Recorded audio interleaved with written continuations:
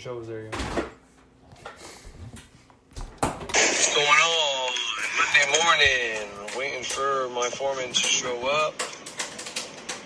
That's not him. Yep. Don't really know what to talk about. I'm fucking tired of shit. Once again, I'm going to promote Thunder Wizard's newest video again. He really, I think, did a good job. He's connecting the link between the New World Order and Christianity, and then in his opinion, who the elites are, and stating that those elites simply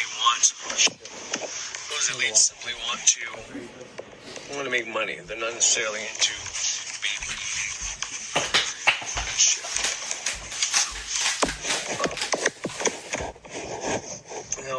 He said something interesting on there that I came into a knowing or realization of yesterday. I think it was yesterday.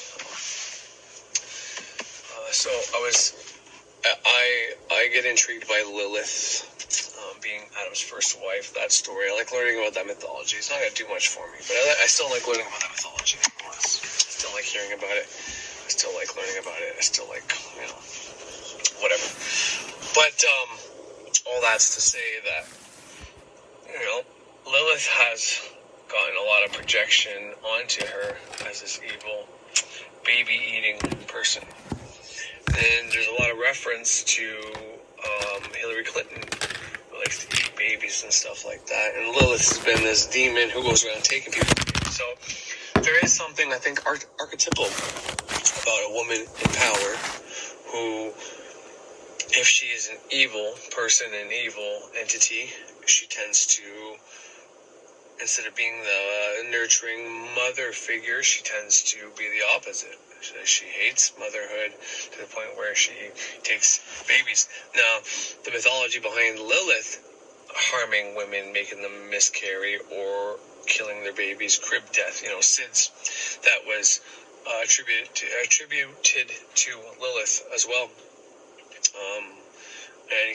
Anything that happened to children back in the day, you would have a medallion with one or all three of the angels that were sent to retrieve Lilith back to Adam when Adam was sad.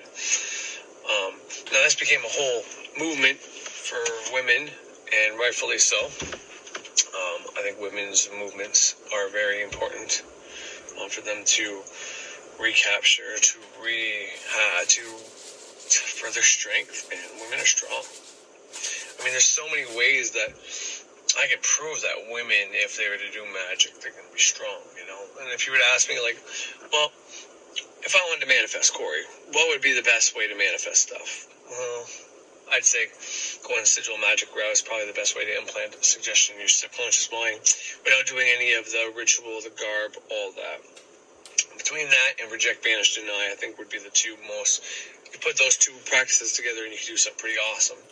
Now, if you want a lot of energy, if you want to do big stuff, whether you use sigil magic or not, I've been able to, during orgasm, just at the point of orgasm, think about the thing I want to manifest. It's very hard. You're in the moment, you're enjoying your partner, you're about to, to take your mind off of what you're doing and think about what you want to manifest. At that point is very hard, but with practice you can do it. Well, I've been able to hone that. And so just as an example of how women can be more powerful and have even more power. The one thing that I want to manifest, let's say me and my wife are both into this. We're both going to use our orgasm to manifest, whether it's her doing it by herself or us doing it together, which obviously, why wouldn't we do it together? So we're having sex, and she comes, and she comes, and she comes, and then I come. I'm going to ask for that $3,000, let's say, since I use that often. I'll ask for that $3,000 once, where she can do it 3 times. Now, that either means she's either going to get $9,000 at the same time as I get my $3,000, but probably sooner for her, or she's going to get $3,000 a hell of a lot sooner than me. You know what I mean? Because she can, in that one go, men can have sex twice. There's been multiple times where I'm able to remain able to keep going if I've came too early, right? And multiple times that's happened. But I don't always get to go a second time. No, I know there's obviously exceptions to the rules. I've seen or known many men who can go multiple times, have orgasms and all that,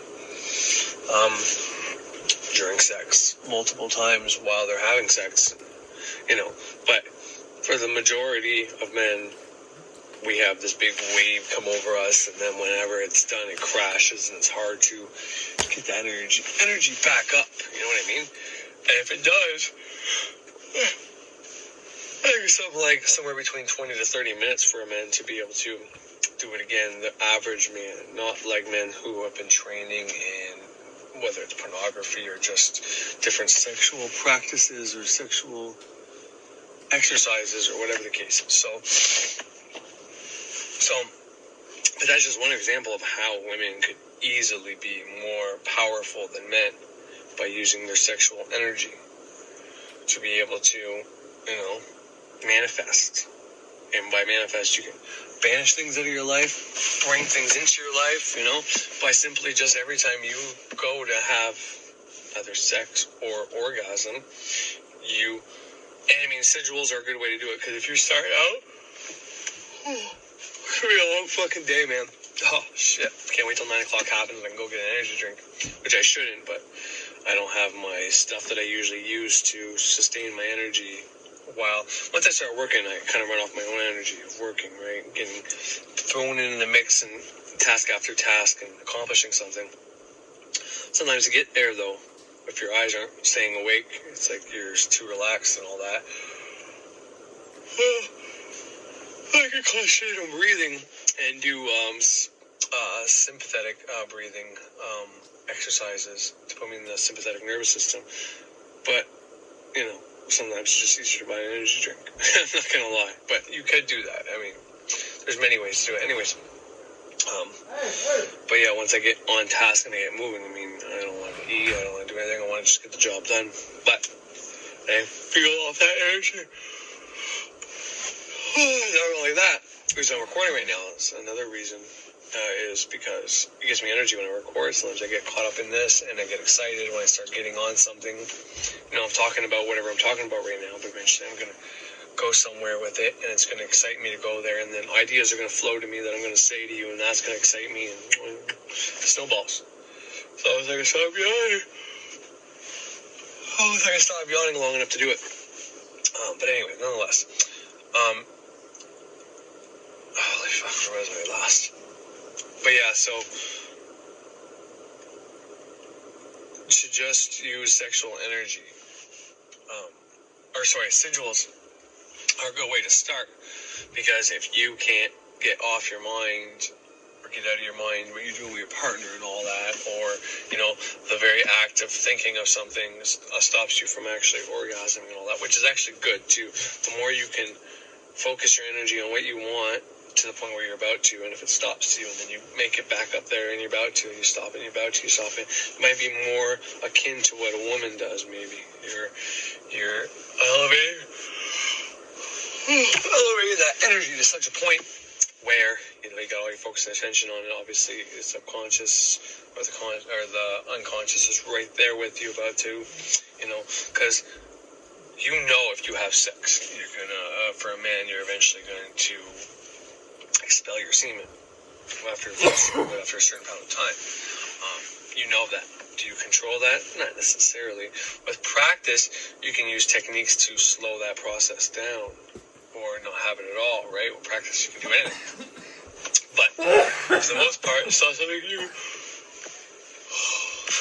it's not something you necessarily control. What you control is, that if you have sex and you go for a while, then something will happen. What happens to men when they first start having sex, and they get too excited too fast, and they're the type that fuck, every time I have sex, it's 2 minutes into it, I lose control. Well, that becomes a thought form, or an idea, or a thought process, or whatever you want to call it, that just keeps perpetuating itself over and over and over again, so that when this happens, and you keep yourself locked in this cycle. So that's always never a good idea. you're better off to just think everything is random, and random's a bad word there, but everything is like not locked into specifics. Like, okay, well, I have no control over this, but that's basically what I'm trying to get at is your unconscious mind rules what happens whenever you are using your testicles, your phallic, if you will, during intercourse.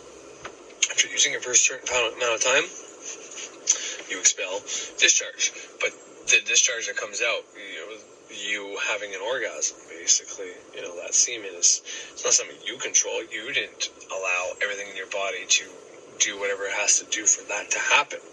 Meaning, it's ruled by the subconscious or the unconscious. The reptilian brain, the reptilian brain stuff. So this is one of the reasons why sex magic is one of those highest forms of energy that you can use to get stuff into the subconscious, because it's right there, it's wide open, it's about to do something, and right at that point, wherever you are consciously doing everything you got to do, even the act of the blood rushing to your phallic to get hard is ruled by those parts of your body. And this is why, like, if you are in too much of the sympathetic nervous system, which could be stimulated, like cigarettes are not good for the blood flow down there, cocaine, that's why people do too much coke, they can't get it. It's too much alcohol, whiskey, dick, you can't get it. There's all these things that attribute to that. Well, it's because they put you in that, one of the reasons. I mean, after a lot of use, you create damage. But for the short term, it's because you are in a different sympathetic versus parasympathetic nervous system, and that's the one that puts the blood to your hand and your feet, and you're in fight or flight, meaning your blood's not where it's supposed to be going. It's somewhere completely different, and there's my boss. Awesome. So all that was just to say that, anything ruled by your subconscious, your unconscious, means that, if it's something you're trying to do and it's wide open and you're trying to perform magic, well then, great. If that thing is right there at the surface and you're trying to, this is what I want in you. By looking at that sigil, it's a lot easier than stopping and thinking about a thought. Anyways, I'll expand on this on my way home tonight. Thank you for tuning in. Alright, so I'm Dundee now. I think the last thing I was talking about was sex magic. And I don't know where I finished off, but I got on to sex magic as well for two reasons. One, saying easiest magic you can do because you're going to do it anyways. Everybody's going to jerk off or have sex. Therefore, you can train your mind at the point of orgasm to think about what you want to manifest and think about it as you're fucking releasing as a male and as a female. I just don't know how it feels or how it is for a female, but a female is that much more powerful because they can experience multiple orgasms, and then they can use the multiple orgasms for either 3 different manifestations, all the same manifestation, and which will either happen 3 times as fast or 3 different times. So leave that up to the practitioner. But that was the 2 main focuses were to give you a way to manifest and to prove the point that women would have more power than men just by sex magic. So I think this is one of the reasons why women have been feared and dealt with suspicion and demonized if they're not a loving mother. Because that's initially what I started saying, that, Hillary Clinton, everybody thinks she's a baby fucking reptile. She's straight up Lilith, really. But there was the Lilith Fest or Lily Fest. I don't know. I forget what it was. It's I know Canadian artists used to go there, all women artists and shit like that. And I mean, there's so many. Princess Leia, Lily, Lala. There's all these different words for Lilith back in prehistory or back in the history, I guess. So all that's to say is she's the evil concept of the woman. She is the destroyer, but also can create. And I've always been fascinated with it. But anyways, I was watching that yesterday, listening to that. This idea pops in my head because it's about how she can kill babies and all that. And then all of a sudden, and I'm not one for this idea. I'm not somebody who... fucking yawns are starting, my bad. I'm not one who thinks this is a good idea or something I even want to say. I even told my wife after, fuck, I don't want to talk about this. You know what I mean? Because it kind of goes against what I've been saying and what I believe in. But, anyways, I'll start with the Thunder Wizard, what he said. So Thunder Wizard got a question saying, why does the name Jesus, or then how come the name Jesus expels demons out of people? And Thunder Wizard said, yes, the name Jesus does get demons out of people. But here's the thing you don't know. Any deity name, you can say, in the name of Buddha, whatever compels you, or the name of Krishna, or whoever. You can use any deity, potentially even like fucking Saturn or the other deities, who knows? But it does work. So, but this is after I already got this initial thought, right? Shit, I don't know which way to fucking go. Son of a bitch. Alright. Anywho, I'm going the fucking old fucking way. Fuck. Alright, so anyways, Greeley. I'm back at fucking Greeley. Jesus, I just took like a whole long way for fucking nothing. Papa Joe's. It's in Mooresburg. Sorry, I'm not talking to myself. Well, I am talking to myself, but it's because I just went back like a really long way back to... Doesn't matter. Anyway, so the idea I got before I listened to Thunder Wizard's thing, because I listened to Thunder Wizard's thing this morning on my way to work, before I left for work, and while I was waiting for my foreman to show up for work. That's when I listened to Thunder Wizard's spiel. And so in there, he says the same thing that was along the lines of what I was thinking was, okay, so, because I believe that Christianity gets whenever you get baptized and all that, it keeps away your ancestors and the connection to them. I believe in that. And I also believe that unless you start doing a spiritual practice, like the ones I do, lesser banishing rituals and all that. And how many kids can do the lesser banishing ritual of the pentagram? How many parents that are spiritual are going to do that? So, but a parent who's doing ceremonial magic is more likely to have an amulet with angels' names on it in their kids' rooms to protect the children from, let's say, some entity, some thought form such as Lilith that may potentially come and harm your children. Now, I don't think that's necessarily true. I think that's the way they justify things. But let's say for the sake of argument that back in the day, people really put enough belief in that there was an entity called Lilith that could go around killing your kids. Well, a good way to stop that out is to get your kids baptized. Because when you get your kids baptized, every angel that ever existed, including the ones that keep Lilith at bay in the Bible, that told Lilith to go wherever, then your children are protected by them. So once again, I'm okay and for you getting your kids baptized, put them in the religious school, and letting them choose for themselves when they become that age. I'm okay with that. By all means, that's what I'm doing. Because it helps with certain protections. But in the same sense, if you're not going to go that route, then you might want to think about protections for your kids. Now, this is not to scare anybody or say if you don't have Christian beliefs that you are under any threat of any entity. I don't think that's the case at all. But nonetheless, especially if you're diving into spirituality, let's say you're doing the lesser banishing ritual of the pentagram and all these entities know where you are and you're on the first grade or whatever the case is, that's great. Things won't be able to attach themselves to you. They won't be able to affect you. But everybody else in your household could be affected by this stuff. Unless you actively put up protections, cleanse your house, do what you need to do. Take care of your business. Handle your fucking business. So I guess that's kind of my point with all that. But I got that download. I got that information last night that Christianity was a way to protect a lot of people from all these myths that, they might even have been created by the fucking church. Who knows? I don't know. That story might have been created by the church so that you need the church to protect it. And maybe it actually does protect you there because anybody who wasn't protected by the church was at risk of being harmed. There's that story saying you can only get possessed by the devil if you don't believe in Jesus Christ. Well, that's not true. You have to believe in any spiritual entity you believe in that will protect you, such as Jupiter, let's say, or maybe you're just using the moon, or Mars, or Archangel, or Michael, who knows? You believe in a deity who will protect you, you're protected. Why? Symbolic representation in your mind that says you can't be fucked with because you have divine protection. That's all you need. You need to have the strong belief that you are divinely protected, and you will be divinely protected. But for all those who don't have their own spirituality, and who aren't Christian, may not have any levels of protection. Now, from what I know, people that don't go knocking on the doors of this kind of stuff really have nothing to worry about. But then there's got to be a different explanation for all those shits that Lilith is blamed for, such as SIDS, crib death, all those things. So Anyways, I don't want to get into all of that. I just wanted to tell you what was coming to me last night, and it just wasn't making sense. It's like, man, I actively go against Christianity a lot. Every time I do, I have some fucking Yahoo fucking send me a fucking message about some fucking shit. So this will probably be no different. But I believe there is so much of this. I think it's pros and cons to everything. Pro, you are protected against evil entities. Con, well, you lose that connection to your ancestors and potentially your own passion and purpose.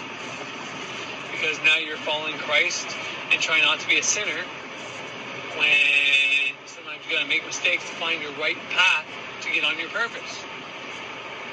But they're not gonna, anyways, it doesn't matter.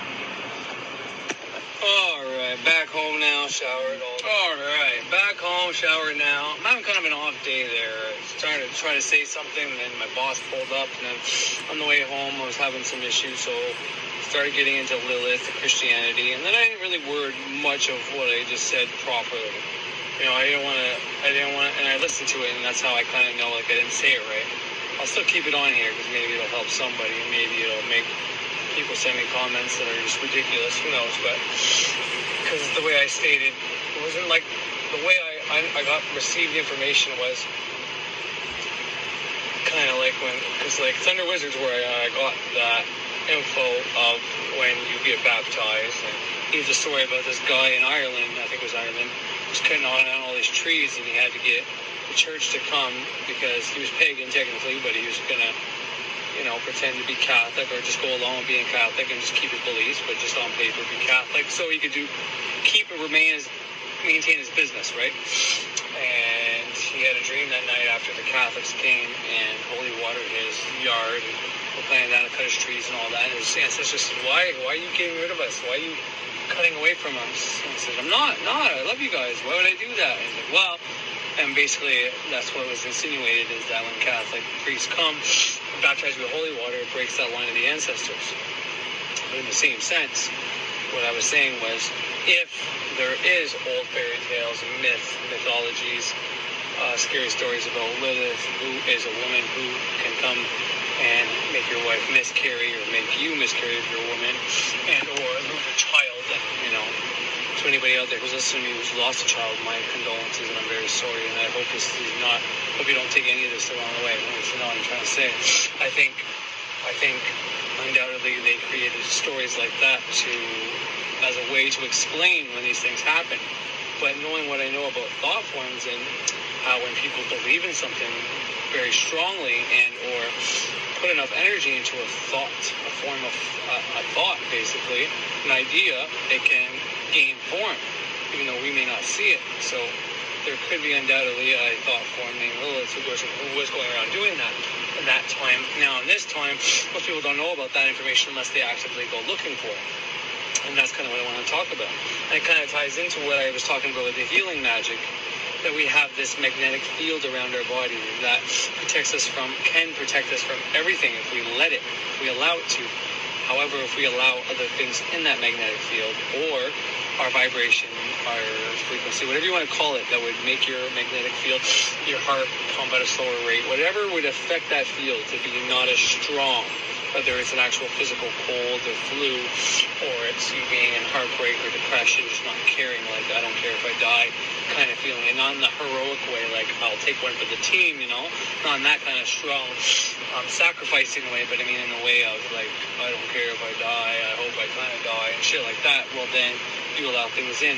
Well, the idea that I received was kind of more like that, like Christianity with the baptismal and all that is a way to protect your children if they make it that far, because kids get baptized fairly young, but I mean still after a little bit, you know, and a lot of quick deaths would happen prior to that point, so, you know, but nonetheless, and that's, they say it's so that if they were to die, one of the reasons is if they were to die young, they'd be allowed to go to heaven. If your kid doesn't get baptized, technically they wouldn't be allowed in heaven. It's kind of what the rule is, right?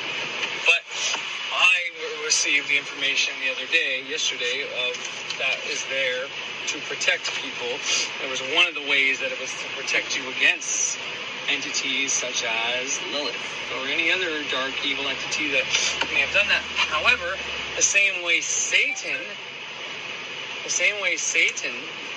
is a created entity by religion, I have this feeling that Lilith was, I can't say it was created by Christianity, because a lot of the books and stuff I read show that Lilith was definitely added to. It was already something that was created by a different culture, potentially even a different name, but was adopted and added to by Christianity, saying that was Adam's first wife. Who knows if that was really, I don't know. You'd have to do your own research on that and come to your own conclusions on all that. But it very much looks like to me that that could be something that was used to, anyways. What I'm trying to get at is the way I was just talking about it, I don't think was accurate at all. The shit I was saying, I don't feel like was accurate whatsoever. I think it was very inaccurate how it was presenting it, and that's not how I want to present it. I don't like the idea of Lilith being a demon. I've read Lilith, the book, in which I think the author of that book actually, not the author of the book, anyways, there's some stuff around that book, but sorry, my wife's getting a call and it's coming through on the phone, on the car phone here, so I just kind of want to direct it back to her. But anyways, I don't think Lilith is an evil entity. I've made episodes in the past about demons, stating that if you are of the sort of mindset that demons are okay and we can be friends and all that, that's fine. If you want to have that mindset and work with them and all that. However, my suggestion and my recommendation is to do everything by the book in the beginning, because what happens is, or what I believe and what I have seen to know is there's some demons out there, whether it's 72 poetic demons or the book of 100 or I think there's a book of 5,000 or whatever. It keeps getting more grandiose. Why is that? Well, it's because us human beings can create thought forms. And to me, just like the God of the Bible, just like a lot of things, demons are created. Now, to me, there are truths to the fact that us humans have both angels and demons within us.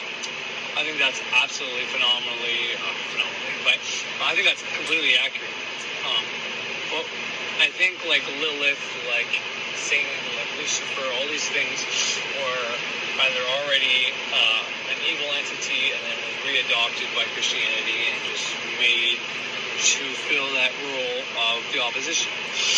But the demons in this case, what I'm trying to get at is what I've said in previous episodes is you have to first consider those demons as being a threat to your survival, something that can potentially harm you. And the only reason for that is that so many people have put their belief and faith and their own energy into those thought forms of being evil, deceitful, harmful, demonic. Demonic in this sense is not necessarily meaning like the meaning of demon. I mean, depending on where you look, the meaning of demon is not rebellious spirit, and the meaning of the word God is not bound by this physical world or something like that. But both those things are not bound necessarily by this physical world, you know what I mean? So demon and the word God, you can kind of not necessarily put in the same category, but they have some of the same characteristics. Even though, for some reason, the demons have to listen to the authority that's within you, and your authority comes from the Creator God. Not necessarily God of the Bible, but the Creator. Because we are a spark of that divination. And even though, in my perception, the demons have been created from us, and we are part of that creation, therefore they're kind of part of that creation by shit rolls downhill kind of thing. We have more authority than them.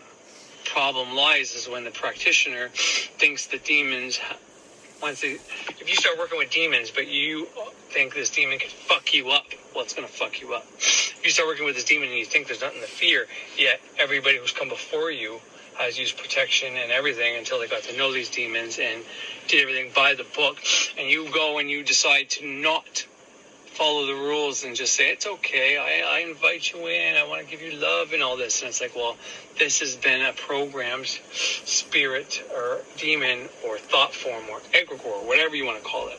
It's been programmed by someone, and it's stood for this long. It's like, who are you to just come along? That's why I made an episode as well, saying if I knew a way that I could release these demons, not into the world, but I mean release them from what they're bounded to, you know? Because like in the Faustian pack, and the play Faust, or I forget what it's called, but Mephistopheles, which is like a version of Satan, whenever he makes the pact with, I forget the main character, like he doesn't even want to do this shit, you know what I mean? He does it because he was commanded by the human to give him rich and all that, and everything falls apart for him. But then that actor, the main person in the role, ends up having a transformed life and ends up serving people and stuff in the end.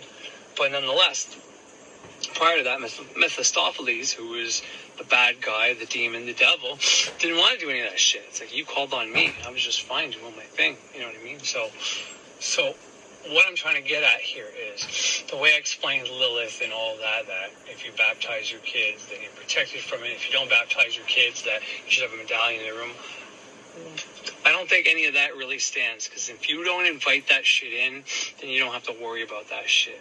It's once you invite that shit into your house, into your sphere, into your realm, into your reality, that you can start having problems with it. And this is why a while ago I said, when it comes to New Age, there's a lot of people doing New Age, law of attraction, magic, maybe even some forms of witchcraft, but don't take it seriously enough and don't use certain laws and rules that are put there in place to protect you, whether they're symbolic to protect you or just, you know, just something you have to do because so many people put energy into it and it saves you, even though it doesn't even make sense. You should still do it because that was put in place to make sure there was a barrier of protection between you and that unseen world that you cannot see. And the last thing you need to do is open up something into that unseen world that you don't quite understand that can flip your fucking world upside down. So I'm not saying to call on the Lilith or work with Lilith, but I think you could. And I think she would, Libra Lilith has some very, very interesting things she says in that book about creation, about how God of the Bible is not the real God, and there's a real God above him, and so much stuff in there it's very profound. But once again, this is a created entity by Christianity, but nonetheless, these created entities, whether they're thought forms, whatever the case they are, especially the ones that have evolved into something bigger now, if you can actually talk to them, they are part of that unseen realm. And they are tapped into everybody's subconscious, unconscious, and they know more, you know? So it's something you can actually get a lot of advice from. And this is why people actually use demons, because they work with the demons as a way of, if you think your life is going upside down because of a demon, well, when you start working with a fucking demon, it's basically get that demon to knock its shit off. But these demons have been around since who knows how long, but at least Solomon in the Bible, right? Long, if that's a true story. But even if it's not, that's when, let's pretend that Solomon's story is not real. It's just a fucking a mythos, a mythology and a metaphor to teach. Well, whoever decided to make that a real thing made that story, made those demons into 72 thought forms that have a whatever nature. And because of that, it's been real ever since the first person who decided to use those and give those entities life. So they've been around for a fucking while. So they can tell you some shit if you talk to them. But not only can they tell you some shit, they can fuck your shit up. And you first have to do everything by the book to get your foot in the door. And then from there, you can start, I wouldn't say let down your guard, because I don't think you should ever let down your guard, but you can start realizing the true nature potentially of these things and what they really are, and then try to not be, because, you know, when I heard about black magic and all these different things about how you use your blood and all this in ritual, you can use blood in ritual and it works great. It really does good, not binding, what's the right word? Anyways, when you use blood in a ritual, but like, I've never cut myself and used fresh blood like that. I've always used, after I shave, If I bleed, I put it on a fucking napkin, and I take that napkin and I'll wrap it around whatever I want to actually have my blood on, or I just burn it and give it as a sacrifice. And it's always worked. I've never actually had to do anything, you know what I mean? So once you realize little things like that little things of like, oh, they used their blood, oh, they're slitting their wrist, they're doing all this sex magic. It's like, no, you're going to have sex anyways. But if you decide to think about something you want at the point of orgasm, switching one little variant, instead of just, you know, focusing on your partner and the love you have for your partner, if that split second you say, oh, I'm so grateful I got $3,000, well, that's all you have to do. There's nothing crazy, demonic, kinky, Luciferian, satanic about it. It's just using something you're already going to do in a different way, because it is energy, and it is a way to get that fucking symbolic representation shot, or that symbolic suggestion shot right into your subconscious at the point of that orgasm, that bam, it works. So I don't know how much more I'm going to talk about, because I'm really fucking up what I want to talk about, and I don't know, I probably won't even put this out here, I don't even know yet. Alright, hopefully you can see my ass. It's pretty dark, but I hate when I turn on that fucking light, it just ends up being so fucking bloody bright. But, you can definitely hear me. So anyways, talking about demons, I was trying to figure out how to fix the shit I said about Lilith, because I don't think she's a bad entity. But I mean, I don't know how the mythos starts, but, you know, like a lot of the stories in the Bible, they originally came from older pagan, if you will, traditions. I mean, Judaism was polytheistic prior to it being monotheistic, and there's a lot of information you should look up on that, and not just take my word for it, because I know it's a hard thing to swallow. Oh, excuse me. And when I speak of demons, I'm not speaking of, like, planets that were turned into or demonized, you know, like Astarte turned into Ishtar and shit like that. You know, there's places where Hermes also was turned into, you know, they decided they didn't want people to use the planets. I mean, some of these demonic forces, especially if you look up the study Flip Off, the demons are associated with places on the Kabbalistic tree of life, just like angels, or the tree of death, rather. Just like the angels are associated with the tree of life, and the planets are, and so it's like the inverse. So these things are useful, and, you know, in some ways I think this is just to appeal to a different crowd, people that are more into darker things, because some people are just into the dark forces, the dark spirits, using the dark side, you know? It's just the way it goes. Like, I mean, I look this stuff up, and, like, I'm a person who used to be scared of straight up spirits, yet I studied the Qlipoth, which is the tree of death, the inverse of the tree of life, which most people, you know, I don't know about most people, but I know a lot of people wouldn't even want to go fuck with that. And I was one of those people. I thought, at one point, Kabbalah, tree of life, magic itself, everything I'm doing now, witchcraft, for example. Well, not witchcraft per se, because of my grandmother, but a lot of this stuff was bad. So I don't want to give up the impression that Lilith is a bad entity that does harm babies. However, there is something programmed into Old Testament Judaism, older traditions that say there is a being, and, you know, but anytime there's something that is created that says, hey, there's this being that does this, and you need this protection or else this can happen to you, it's like basically to me, it's like giving your power away, you know, because if you know you're protected, then there's no reason to fear that shit. You know what I mean? This is where being ignorant is kind of helpful. Now, if someone's being ignorant and says, I can't cast a spell on them, or whatever the case is, well, that's a whole different ballgame, because they kind of admitted that there's a possibility and they're going looking for it. But when you're ignorant in the sense of you don't even know this stuff exists, then you're pretty much protected from it, as far as I can tell, until someone, you know, aims something at you. But that's kind of besides the point. But, when it comes to, I don't know why I started talking about demons, but I guess it's just to make the comparison. You can work with these things. I mean, technically, ceremonial magic is kind of on the way. The ceremonial magician, the old magicians, the magi, the wise men, you know, that's kind of what they did from what I've studied, and it kind of leads up to goetic, doing goetic fucking evocation, basically, which is those 72 demons that are locked in the brass vessel. to me, that's a story. In Solomon's story is one version of our story. Of we're born under certain specific circumstances where you may need to. You've got maybe these dark forces around you. Maybe it's some kind of karma thing. Maybe you were born like that. Maybe somebody did something and you were around them. Maybe you invited them in unknowingly. I don't know. I don't know how it would happen or play out for you. But the reasons you get into this, if you get led to doing something like that, it's for a reason.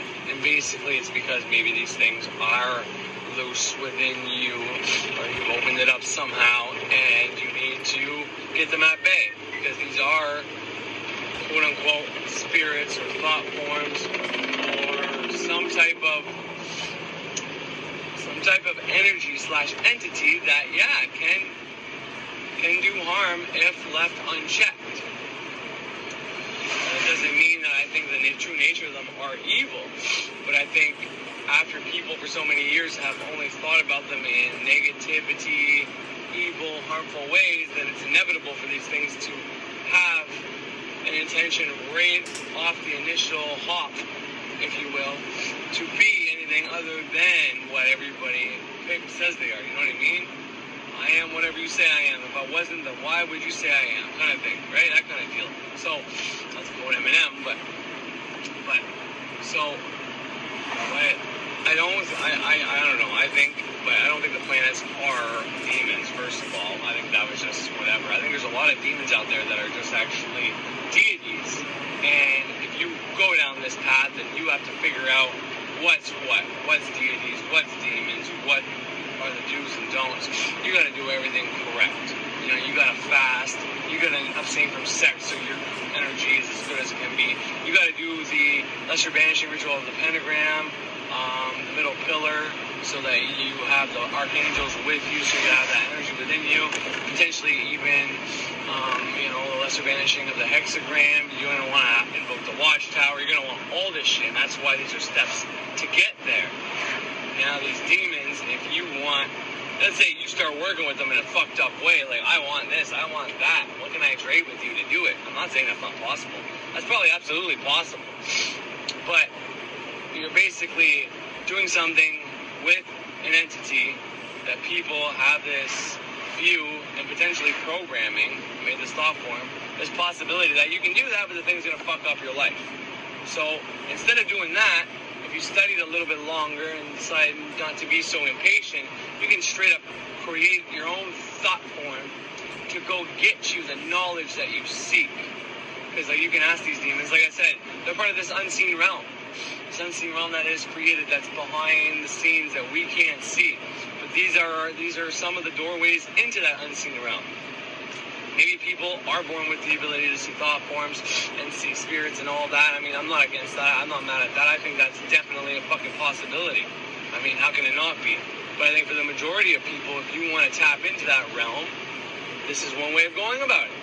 You ask the questions to your subconscious, you do symbolic whatever to get those answers. But if you study thought forms, creation of thought forms, and you can literally create your own thought form that won't fuck you up, that you can use for different purposes, that you can retire, you can kill off, whatever. You don't run any risk of doing any of this bad shit, to give you information about this. You know what I mean? And in a manner of speaking, all magic is basically creating thought forms. You know, I truly believe that. Because you put so much energy into this thought, and then you add action to it and all this, and you bring this thing to fucking life. And by you assuming that this is going to happen, you basically give this form of thought a program, and it goes out there, and it affects the people it needs to affect, it affects reality, it affects the circumstances it needs to affect, and then you eventually get the manifestation. So in a manner of speaking, everything is that. So for me, personally, because I'm not necessarily drawn to demon working, only to study it and see what would be the purposes of doing that. Same with Lilith, there's a lot of Lilith stuff, invoking Lilith and all that, and I was always very interested in that mythology. I mean, I can listen to fucking shit about Lilith for days, and it doesn't matter if it's scary, mean, whatever, I don't care, I eat it up, I don't buy all the bullshit that's said about her. Adam's first wife, didn't want to fucking lay down underneath him, so she got mad, and then God said he's going to kill all her demon kids, so then she wants revenge against all creation, you know what I mean? I don't blame her. If God's going to kill her kids, she's just going to make it even. I don't think that's a great way to go, but it is as it is. What do you think think's going to happen if you're going against a demon who's trying to make this big demon army? But once again, I think that's just a way to describe that stories about us.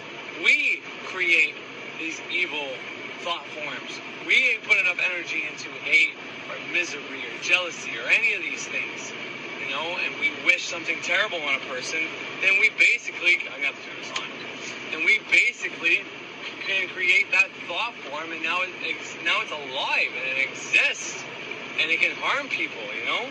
That's us, that's our story, you know, Lilith creating all these demons every fucking day, every time, especially like, think about a man or a woman who masturbates all the time. She puts all this sexual energy, he puts all this sexual energy and thoughts into this, and who's using their imagination, thinking about whatever, you know what I mean? If for some reason they're in a bad mood, or they think of something evil at the moment of that, or, oh, I wake them up, the fuck. I mean, I'm just giving an example. That energy can be used to bring anything into manifestation.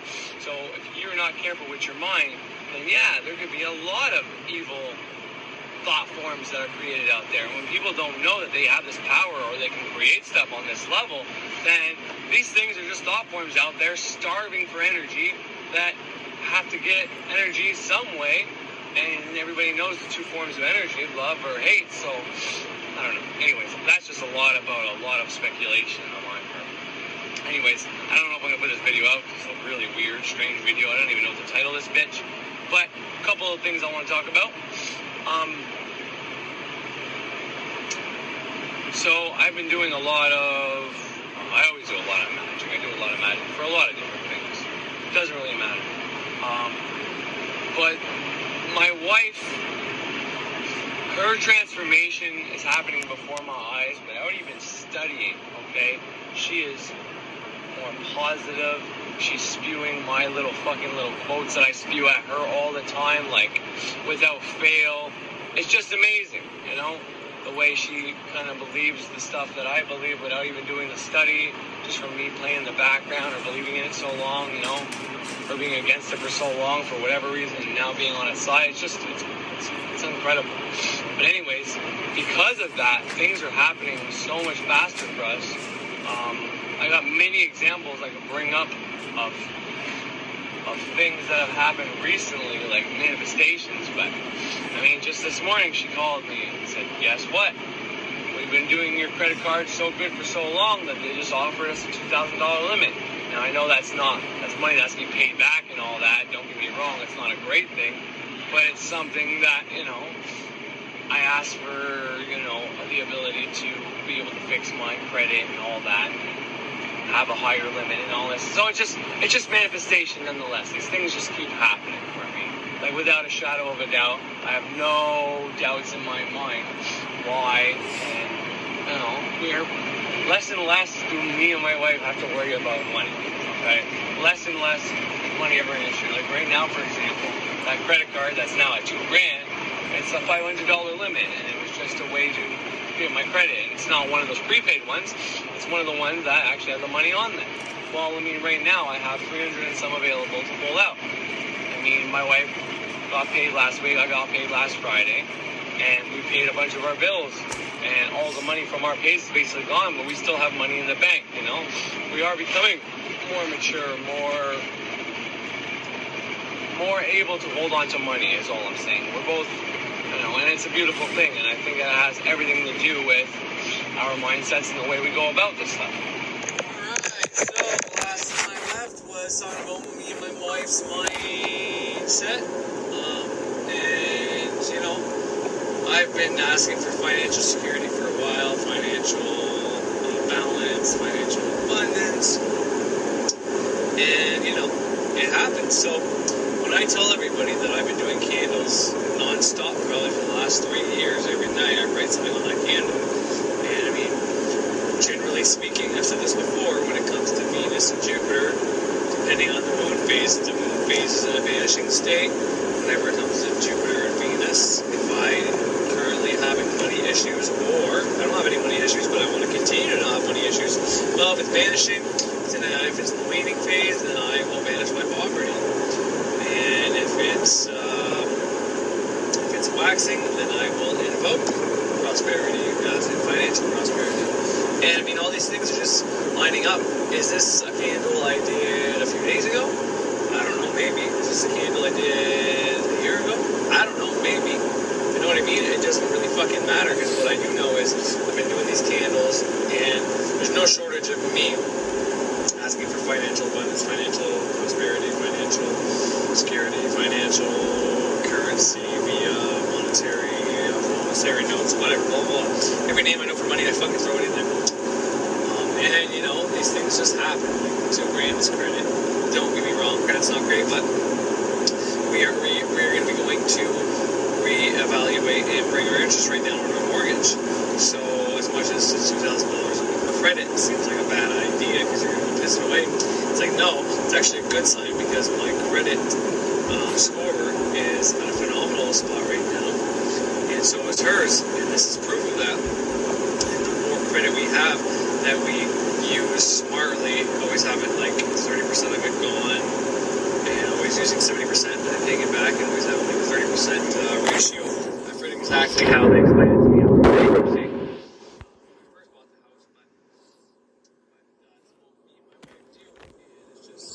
Hers is going to be bumped up too, as far as I know. She's a little behind me because I got mine prior, so I think she's about 2 weeks away from this potentially happening, is what was set up the phone when she called, I think. So, you know, all this is to say is, like, there's no shortage of also never, you know, when it comes to my daughter, okay, I'm telling you, okay, my daughter was 4 years old, went through school and all that. Well, today, one of the teachers called, and because we live close to the school, she's willing to come down for half a day and live with my daughter, because my daughter doesn't seem, and I don't want to say she doesn't seem like the type that can sit in front of a computer and learn. She's fucking 4 years old. I mean, I don't know. I mean, to all the parents out there that have 4-year-olds in front of the computer screen and they're learning, like, I mean, props to you, you know. If you're not working and all that, then I guess that's probably why it's easier. My wife has to hold down her job while trying to get my daughter to do her schoolwork and sit in front of a TV screen. And this is her first year of school, so it's not very easy for her, and I don't blame her, you know. So, you know, I've been making candles steady for my daughter to not miss out on whatever she can, you know, I don't say it like that, but it's like, I'm so grateful that my daughter is advancing above average. She's the most intelligent girl in the class, blah, blah, blah, blah, blah, blah, blah. So when, after the $2,000 that my wife said that her credit just got bumped up to, I think it was like at lunchtime, like 2 o'clock. She called me saying, I got more good news. And she told me the teacher's actually going to come down and work with her one-on-one. And, you know, part of that is going to be to try to get her in the habit of using the computer. But in the same sense, it's still, you know, who the fucking thought that would happen? You know what I mean? Like, I was getting ready to shit on teachers again, which I fucking feel like a piece of shit now, just having those thoughts. Because, like, not all teachers are bad. You know what I mean? There's bad people in every fucking group that there is. But there's also some really fucking decent and go above and beyond for people in every fucking group. And this is one of those examples. Who's going to come to my house for half a day, take her outside for a little bit, depending on the weather, and do stuff with her inside the house, you know, within COVID regulation and all that. To work with my daughter to try to get her to the point where she can learn online. And if not, that's why she still gets to learn, you know? And to me, that's amazing, because, like, yeah, we're paying taxes to these schools to keep the schools open for the teacher salaries and all that, for the teacher. I mean, I get it, they give us a laptop, but I mean, they buy those fuckers in bulk. I mean, it's not very expensive. I mean, for school, right, for government funding, but nonetheless, it's like, there's my tax dollars, you know, and I'm okay with that. You know, I'm not going to be willing to pay more because of what was done, and, you know, it's, once again, these are candles I've done some in the past. Whenever there was some issues with my daughter's ears, and I thought she might learn a little bit slower, and I fucking X that, and I would never even entertain that fucking thought. And now, you know, this is happening, and I've been doing this recently. So, you know, whatever you are able to get into your subconscious mind, once you can let it go or have complete faith, well, really both, you gotta do both those steps, it's gonna happen for you. I mean, it's inevitable. yourself that magic's real, and the more testimonials you listen to, the more you do this stuff over and over and over again, it's not like you're wasting it. You ever think that you're doing a candle every night, nothing's manifesting yet, like what the fuck, blah, blah, blah, blah, blah, blah, blah. You're not wasting a damn thing. Understand that. You are having a backfill. It's like whenever you start a job, you have to wait 2 weeks or a week before you get your first pay, right? So you work a week, then you get paid the following week for that pay. So they hold you back 1 week if you get paid weekly. Then they hold you back 2 weeks if you get paid bi-weekly, because you gotta work 2 weeks so you get paid that same Friday you work, because that was from the previous weeks, right? It's kind of like that. You do fucking candles now, and eventually, whenever you do all the other steps right, like not listing the results, having complete faith, blah blah blah blah blah, they're all going to be on back order, and then eventually they're just going to start fucking coming into you. The ones that are easier, that you don't really put much mind into it or think too much about it, or had no problem having complete faith in it, are going to happen probably sooner. But every time one manifestation happens, this is why, like, we're going to do big manifestations. See, I'm at the point where I can do a different candle a day, but I didn't start that. I started off by doing, and I made this very clear, and I've said this many times, every candle, every day of the week, for the 14 days that the moon was waxing, was invoking something, and then when it was waning, it was banishing its opposite. The thing that you don't want to happen, and the thing you want to happen, the opposite thing. So poverty, and then prosperity. Would be love, and then, whatever else would be the opposite. That'd be lonely, That's why I never did that one, but that's the point. Now I'm reaping the benefits. And not only that, I've